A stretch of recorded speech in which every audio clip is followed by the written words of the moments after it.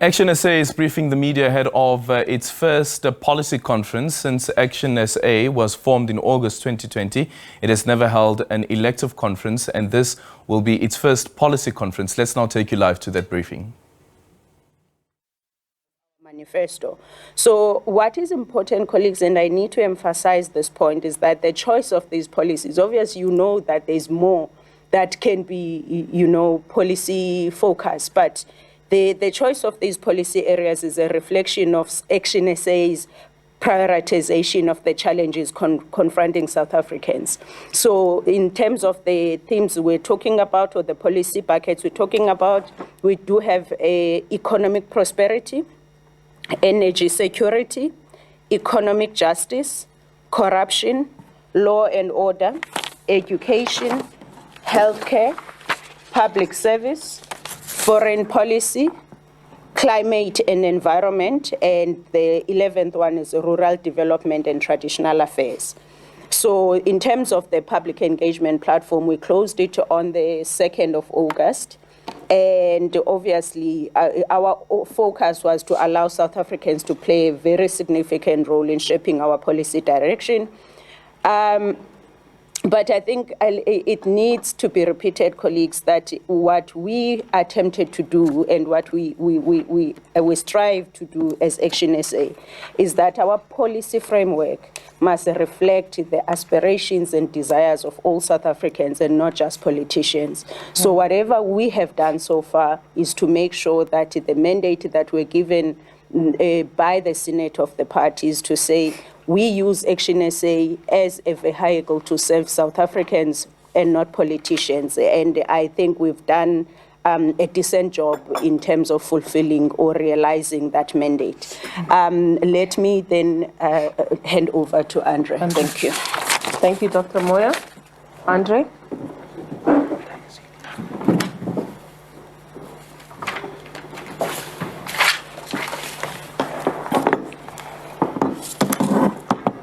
Good morning, everyone. So as Dr. Moya explained, we have these 11 policy buckets that we have been dealing with over the past 8 months. And central to this process of developing our policies over these past 8 months has been a program of extensive engagement, both internally with our branch structures, which is of course key, but also a program that has been spearheaded by experts in the respective fields of these 11 policy buckets to make sure that we are developing a credible solution for South Africa that is enriched with the knowledge of people with first-hand experience of the challenges we face. I think for those of you who have been exposed to policies developed by other political parties in the past, often these are very much academic exercises based on a lot of desktop research, very well-researched documents with a lot of footnotes, but often they are entirely out of touch with the lived experience and realities that the South African people face. And I think something that has always been central to ActionSA's DNA is that we have never believed that politicians will bring the answers that we need to fix South Africa. As Herman has always said, Herman, our president, has always said, his knowledge of politics is dangerous. And I think the point is that one of the reasons for his success as mayor of Joburg is that he approached that position enriched with the knowledge he had developed as an entrepreneur and the success that he achieved in the business field. So when we set out to develop these policies, what we really wanted to do is make sure that we are getting a broad range of engagement, but predominantly spearheaded by experts.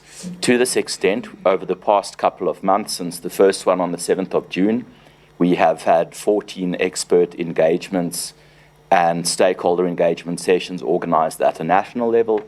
And this has been supplemented by additional sessions that have been engaged by the provinces themselves.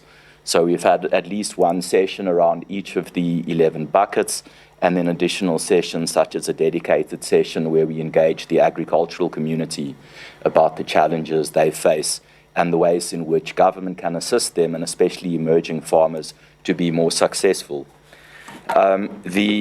The panels, I think, have been pivotal in this process because we've really been able to attract some very important, or I should say preeminent people in their field, Davi Ruet from the Efficient Group as an economist, Peter Fabricus, an independent analyst and journalist, Dr. Heather Tasmo, who's a political scientist at the University of Pretoria, who has also been central in trying to facilitate some of the coalition discussions currently happening in South Africa, and somebody who's very live to the South African political dynamic. We've had Nick Headley, an independent analyst and journalist, giving inputs on our economic inputs, Clyde Mallinson, who's an energy expert, and Dr. Angelique Coutier, who used to be the former chairperson or president of SAMA. I think this really just demonstrates the extent to which we've reached out to South Africans, but more importantly, their willingness to engage without having to be affiliated with ActionSA as a political party. I think behind the scenes then, we've had additional experts who've said to us, look, I'm not comfortable in this political climate to necessarily put my name and face out there, but as an expert, I really want to help you develop these projects because ultimately I share the objective of fixing South Africa. And I think that is something that has really struck me throughout this process in all our engagements, is the desire of South Africans, whether it's ordinary South Africans who just understand the challenges they live with, whether it's frontline service delivery workers who deal with these challenges on a daily basis, like doctors, nurses, policemen, and teachers, or whether it's academic experts who have an academic understanding of these issues. ActionSA wants to ensure that our policies are tangible, are credible, and are realistic, but more importantly, that they reflect the lived experiences of the people in our country and are not removed from them because they are developed simply behind a computer screen and then passed on to politicians who have never had the capacity or ability to implement something in a real-world scenario. Following the professional panels, which concluded in mid-August, we then also initiated a process of interprovincial policy panels, and this has been described by some of our delegates as the equivalent of commissions that you would see at some policy conferences. So we established an interprovincial policy panel for each of the 11 topics, and these were populated by 3 delegates per province and then led by one of our ActionSA senators. And the purpose of these interprovincial policies panels and the 28 members of that were really to receive all of these inputs from these various panels, so the online public engagements, the expert engagements, our branch level engagements, the expert sessions, and to synthesize that into a set of recommendations that can then be incorporated into our draft policies that were ultimately signed off by Senate just last week. So I think throughout this process, it has really reflected ActionSA's DNA of engagement first.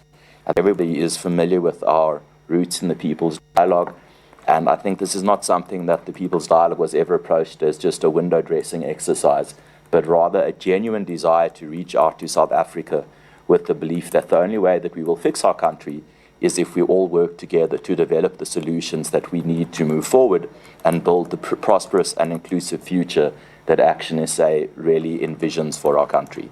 On that note, let me pass over to our chairperson to deal with the Senate resolutions. Thank you very much. Thank you, Andre.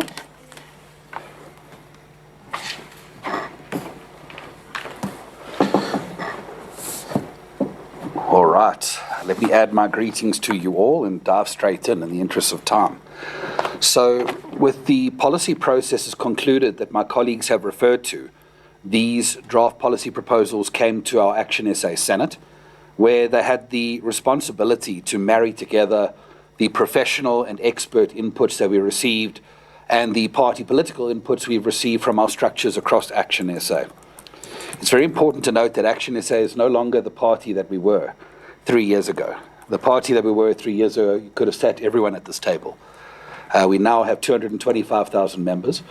We have branches represented across 31% of the wards of South Africa, and it's a huge job to go and consult that widely and broadly. But bringing these policies together, our Senate did, and effectively a series of draft policy proposals were adopted by the Senate. And what's quite important to understand the nuance is that the Senate adopts a draft policy proposal, and that draft policy proposal goes out to all delegates. That is what will be discussed at our policy conference, and that is what is likely to be amended by the delegates at our policy conference. But what that draft proposal represents is the efforts to align the professional and party structure consultation phase. And from a point of view of public interest, let me just say that some of the things that have emerged from this process truly are going to be revelationary in a South African political landscape. So when you hear my colleague talk about the benefits of engaging South Africans who understand how the country needs to be fixed, you'll soon see why these kind of innovations are distinct in our South African political landscape. So firstly, we talk about a universal basic income grant as part of our economic prosperity package, which is projected by economists to create between 1.6 and 2.1 million jobs, and to grow our economy at a rate of 5% by pumping finances into our environment and ensuring that we can lift out of the economic depression that South Africa is in. We talk about repealing the BBBEE Act of 2003 and replacing it with a new suite of social justice policies, because ActionSA is opposed to the act. We are not opposed to the empowerment of black people. We are fundamentally for the empowerment of people who have been disadvantaged by our unjust past.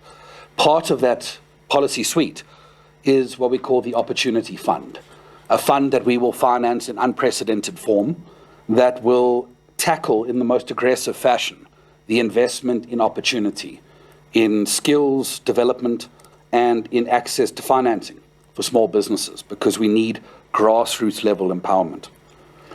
We talk about a tough on crime approach that I think will be distinct, where, for example, the idea that life means that a person may never come out of prison to hurt another South African is a policy we want to look at from a point of view of minimum sentencing, where hard labor is a requirement of those who have hurt South Africans so that they may be involved in the process of rebuilding the society that they have so deeply harmed. And where more prisons are being built so that we never have a situation again where thousands of people are being released from jail for the sake of one person gaining their freedom. We talk about an aggressive rollout of clinics. There are too many people who cannot access hospitals in our country. They need clinics to provide primary health care. And we need those clinics to operate through extended hours, as was demonstrated by our President Herman Mashaba in his tenure of Mayor of Johannesburg, where so many lives were saved by people who could access that primary health care. We talk about an approach to rural development. The small towns and rural areas in South Africa are under siege from being derelict, being deprived of resources, and we need to offer people an opportunity that isn't just moving to cities, but a place where these rural areas can grow. And a big part of that has been our work with traditional leaders. ActionSA is unapologetically working with traditional leaders. Traditional leaders have been sidelined in our country. They have an important role to play, and they have been rendered as spectators by the ANC government, and this is something that we have to change. Beyond that, we are tackling an energy stability policy, which is something that is hugely important. We are concerned that the talk about ending load shedding is purely a cosmetic appeal put forward by the ANC for an election campaign. But here we sit in stage 6 load shedding, and we have been dealing with load shedding in this country for the better part of 16 years. If it is so easily ended just when there's an election campaign emerging, how can South Africans believe that load shedding will stay away at the end of the day? And that is why we need to ensure energy stability is a plan that we prioritize.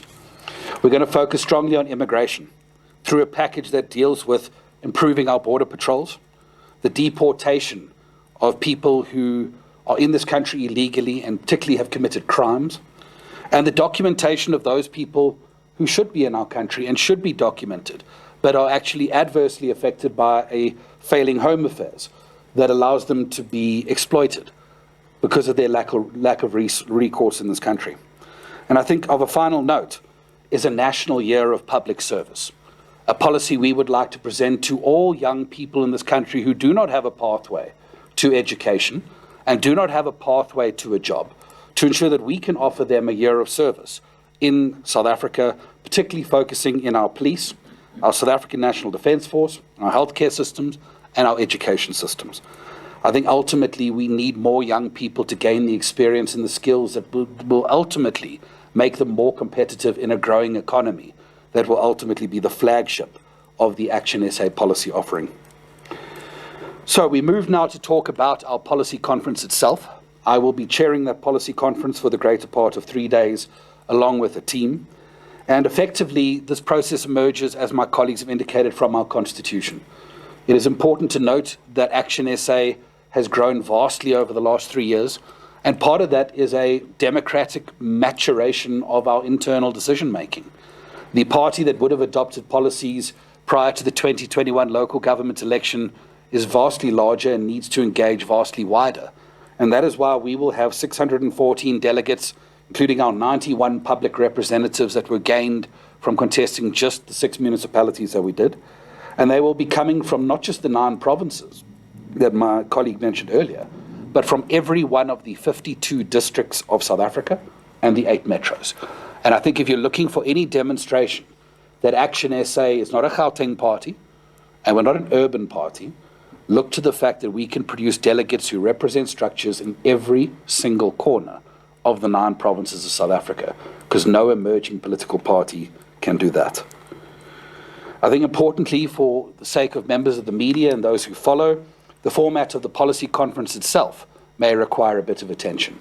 There will be a brief opening ceremony where we will certainly convey in key messaging what the approach ActionSA wishes to take to the South African landscape and the policy points of view, and certainly a keynote address by the President will be a feature in that regard. But from there, we dive into 11 key policy priorities that my colleagues have spoken about. And what must be said very clearly is that while elective conferences and rallies are something of a party where people come together and party, a policy conference is work. It's hard work. For 3 days, we will debate and engage. We will have experts presenting their views. We will table our policies. And already I can tell you that ActionSA members are keen to engage. Our Senate had the task of going through over 100 amendments to our policies that had been submitted over the last few days. And that just shows you the appetite of our delegates to engage and the love they have for their country. And we look forward to having those engagements very much. From a point of view of members of the media, I can also tell you that ActionSA is a party that likes to run on time. We will not be keeping you waiting for hours and hours on end, as you may be familiar in other operations. And we will stick to that program as much as we possibly can. But certainly you will experience an organization that is professionally operating. And I think for a moment, let me just talk about what this significance of this moment is. Because 3 years ago, there was a political party that could have met in an elevator.